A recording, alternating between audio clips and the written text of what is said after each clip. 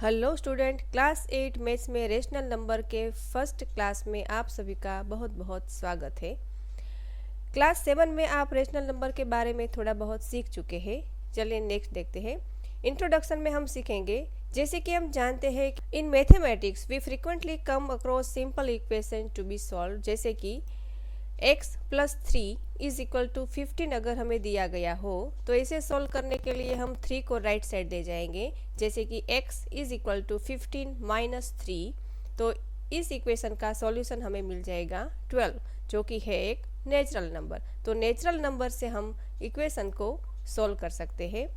Similarly on the other hand for the equation x plus 5 is equal to 5, इस equation को solve करने के लिए हम प्लस 5 को राइट साइड ले जाएंगे, इसीलिए x is equal to 5 minus 5, तो हमें मिल जाएगा x इज इक्वल टू 0, जो कि है होल नंबर।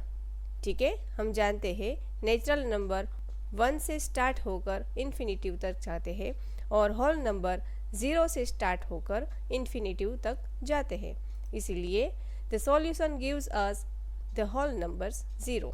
ठीक है, इसका मतलब है कि 0 से हम इक्वेशन को सोल्व कर सकते हैं।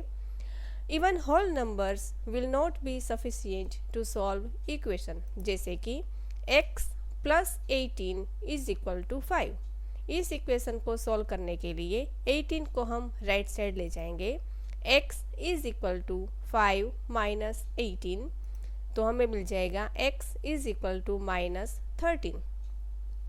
तो 13 होल नंबर्स में नहीं आता, इसीलिए ये एक इंटीजर है। The solution gives the integer positive and negative. ठीक है, तो इंटीजर नंबर को लेकर हम इक्वेशन को सोल्व कर सकते हैं। Now consider the equation 2x is equal to 3। इस इक्वेशन को सोल्व करने के लिए हम 2x दोनों मल्टीप्लिकेशन से जुड़े हैं। अगर हम इसे राइट साइड ले जाएंगे तो 2 है वो डिनोमिनेटर हो जाएगा, तो x इज इक्वल टू 3/2, ये हमें एक सॉल्यूशन मिल जाता है। Similarly 5x plus 7 is equal to 0। इस इक्वेशन को सोल्व करने के लिए प्लस 7 को हम पहले राइट साइड ले जाएंगे, तो हमें मिल जाएगा 5x is equal to minus 7, और फिर 5x में से 5 को हम राइट साइड ले जाएंगे, तो x is equal to minus 7/5। तो यहाँ पर ध्यान से देखिए, ये कोई नेचुरल नंबर भी नहीं है, होल नंबर भी नहीं है और इंटीजर भी नहीं है। ठीक है बच्चों, तो ये से जो इक्वेशन आते हैं this lead us to the collection of rational numbers. तो रेशनल नंबर किसे कहते हैं? A rational numbers which can be written in the form p/q, यानी कि फ्रैक्शन के फॉर्म में लिखा होता है, where p and q are integers। p and q दोनों ही इंटीजर्स होने चाहिए, जहाँ पर q is not equal to 0।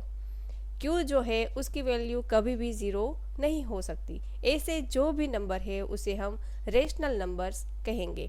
For example -7/3, 4/9, 6/-5 are all rational numbers।